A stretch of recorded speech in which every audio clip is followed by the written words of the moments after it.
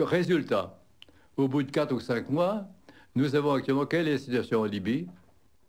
Nous avons un islamiste qui est gouverneur de Tripoli, un général qui a été liquidé, le chef des troupes, Younes, a Le été général liquidé, Younes, oui. on n'ose pas dire encore par qui, et le comité national n'a plus de tête. C'est ça. Et le président de ce comité national dit « Je ne participerai pas au prochain parce qu'il y a contre moi un veto des islamistes. » Bon. Et nous avons en même temps un mouvement d'autonomie chez les Berbères, un mouvement d'autonomie chez les Toubous, c'est-à-dire que nous avons créé le chaos. C'est ça. Et en même temps, nos arguments de protéger les populations civiles, aujourd'hui, si on lit les journaux, et des journaux modérés comme Le Monde, c'est le moins qu'on puisse dire, on verra que les hôpitaux ont été bombardés par les insurgés à Sirte. Et qu'à Sirte, les gens sont privés de nourriture, les gens sont privés de médicaments. Et au lieu de les aider, on maintient le blocus et on tire au canon dedans. Ouais. C'est-à-dire, nous sommes là en face non seulement de fous, mais de fous criminels. Et c'est la raison pour laquelle Roland Dumas et moi, nous avons appuyé une demande de plainte à Paris contre M. Sarkozy, oui, c'est ça, pour crime contre l'humanité. Alors, cette plainte est en suspens. Ce n'est pas aujourd'hui que les procureurs vont... Mais je suis sûr, contrairement à ce que les gens prétendent, qu'il sera candidat. Et vous savez pourquoi? S'il n'est plus candidat, il est coffré. Oui. Parce que non seulement il y a ça, mais il y a les histoires de pognon. Jamais la France n'est tombée aussi bas. La corruption a toujours existé, mais elle était voilée, elle était cachée. Aujourd'hui, elle est étalée. Aujourd'hui, la France, ses relations avec les pays du tiers-monde ne se font plus avec des ambassadeurs, comme ceux du temps de M. Couve de Murville, bon, mais avec des affairistes. Et si possible, avec un casier judiciaire fourni. Bon. Je ne les nomme pas, mais enfin, leurs noms sont sur toutes les lèvres. Bah, ils sont surtout étalés dans tous les journaux. Et ce qui arrive aujourd'hui, c'est, nous voyons, dans un quotidien de la semaine dernière, un de ces hommes d'affaires lance un ultimatum au chef de l'État. Je lui demande, avant mercredi, c'est fantastique. Vous parlez de M. Takedine, là. Oui, avant mercredi, de rendre public les contrats. Ouais. Vous imaginez un M. Takedine disant au général de Gaulle, avant mercredi, mais le général de Gaulle serait mort de rire, il l'aurait fait coffrer et envoyé dans un asile d'aliénés.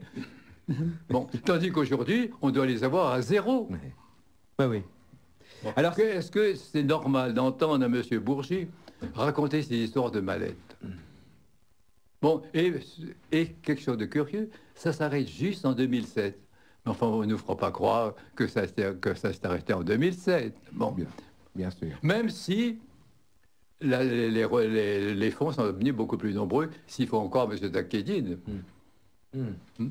Alors, si vous permettez, Maître, on va reprendre un peu le déroulé chronologique de toute cette affaire.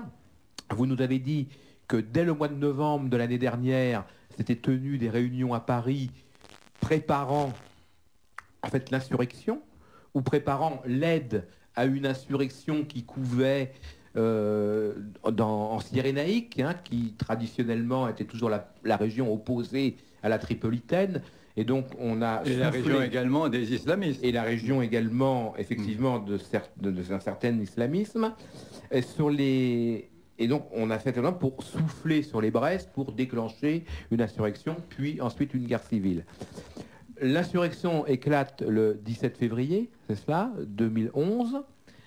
Et vous révélez également que à cette date sont déjà présents sur place un certain nombre d'agents spéciaux ou très spéciaux envoyés par la France et la Grande-Bretagne notamment pour aider, pour souffler sur l'insurrection et en quelque sorte lui donner une direction.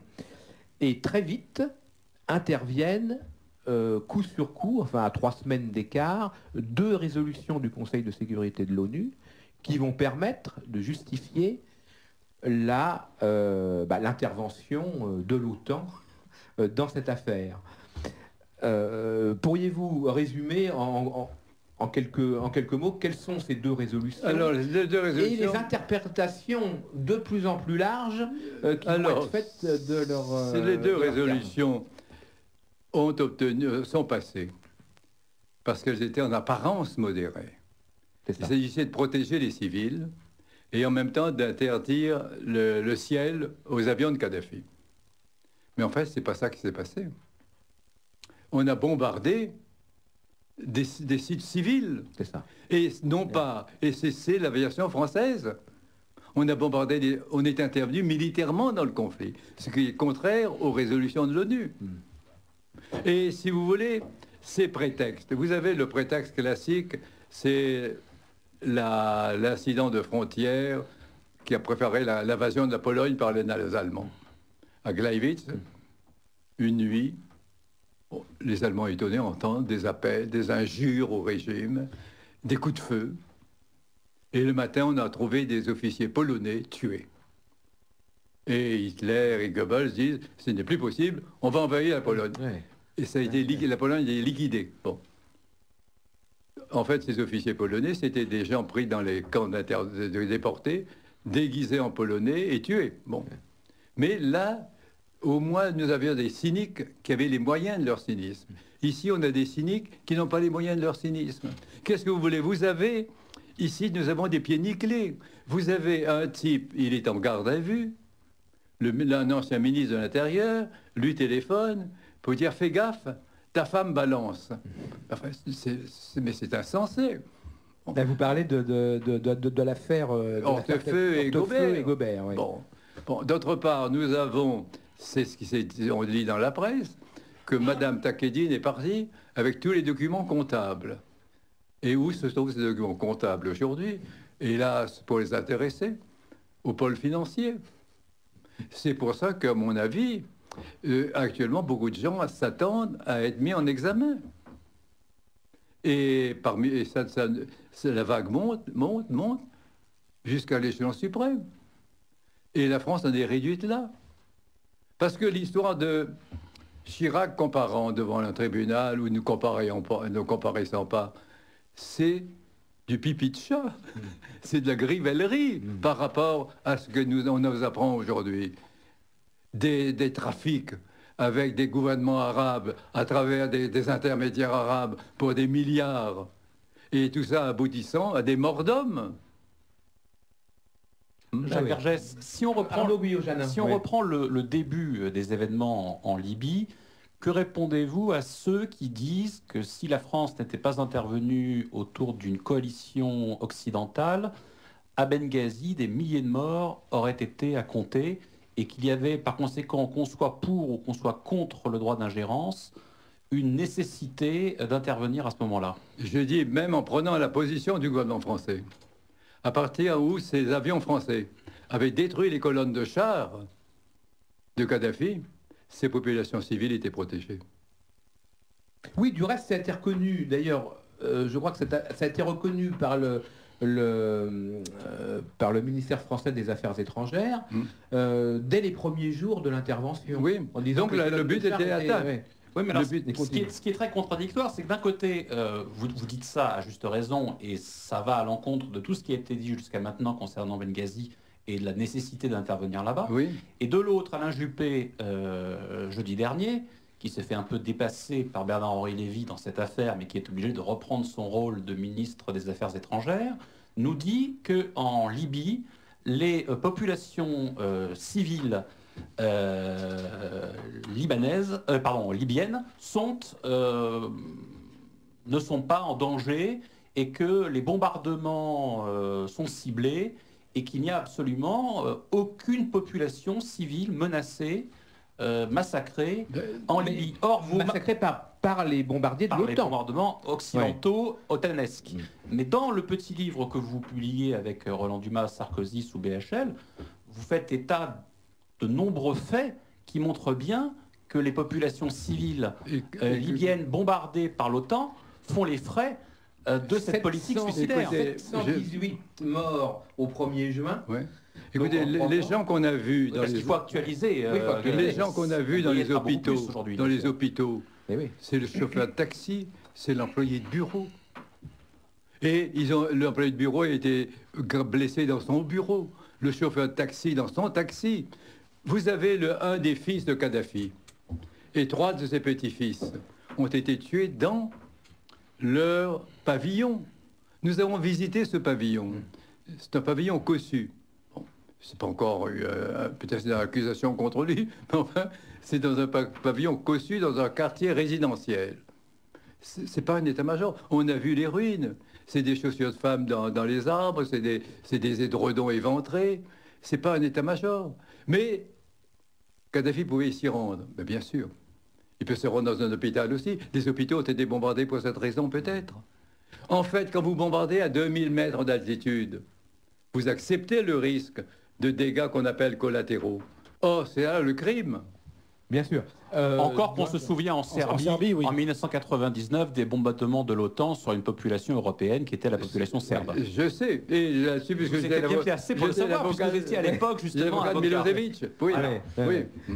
Et ça, mais ça, c'est toujours l'argument qui est avancé. On connaît ça. Alors depuis la première guerre du Golfe en 1991, on fait des bombardements, en plus avec des armes de plus en plus meurtrières et interdites, notamment les armes à uranium appauvri, notamment, qui font des dégâts considérables et à retardement. On nous srine à chaque fois la propagande qui ne s'arrête pas, qui va même de plus en plus loin, ne cesse de répéter ne cesse de parler de bombardements ciblés, de bombardements et de temps en temps, il y a un dommage collatéral que nous regrettons. Que nous regrettons vraiment, la main sur le cœur. Mais ce qui est très étonnant, Jacques Vergès, c'est que lorsque je faisais état de la question d'Éric Zemmour à Alain Juppé jeudi dernier dans une émission de France 2 sur la question des bombardements de l'OTAN sur les populations civiles libyennes, Alain Juppé a été définitif, sentencieux comme il sait l'être d'ailleurs à son habitude, et a dit de manière sûre et certaine qu'il n'y avait aucune population civile libyenne attaquée, stigmatisée ou frappée par les bombardements de l'OTAN. Eh bien écoutez, M. Juppé... Et personne ne lui a rien répondu. M. Juppé ment effrontément. Et d'ailleurs, M. Juppé se dit gaulliste. Oui. Alors, quand il était ministre des Affaires étrangères, il avait dit au début, la guerre ne résout pas les problèmes. Absolument. Et ensuite, M. Lévy dit, il faut faire la guerre. Et M. Juppé ne démissionne pas. Un gaulliste aurait démissionné. Parce qu'il a été dépassé par Bernard-Henri Lévy dans l'affaire. Oui, quand Bernard Lévy joue son rôle de vrai ministre des Affaires étrangères, Juppé accepte. Juppé accepte dans ce cirque sarkozyste d'être le phénomène de foire, la Valotte couleuvre. C'est pas un gaulliste. Et d'être le porte-parole finalement de M. Lévy d'Arabie. C'est dommage que Kouchner n'ait plus été au Quai d'Orsay, puisque ça aurait été formidable en un sens, dans l'horreur, d'avoir la réunion du French Doctor et du nouveau philosophe, qui ont fait carrière depuis 30 ans ensemble, depuis les Boat People jusqu'à Kadhafi. C'est presque dommage que Kouchner n'ait pas été là. C'est vraiment dommage d'ailleurs. Et le problème c'est... Il y aurait eu une trilogie Kouchner, Bernard-Henri Lévy, Sarkozy. Sarkozy, oui. Ça aurait été trois symboles magnifiques. Voilà, il restait plus que Alain Minc. Et vraiment, alors là, c'est le... Et peut-être Jacques Attali. Il a l'air moins extravagant que les trois autres. Il est discret, on le voit. Bon. Mais le problème, c'est... Et puis alors surtout, cette prétention.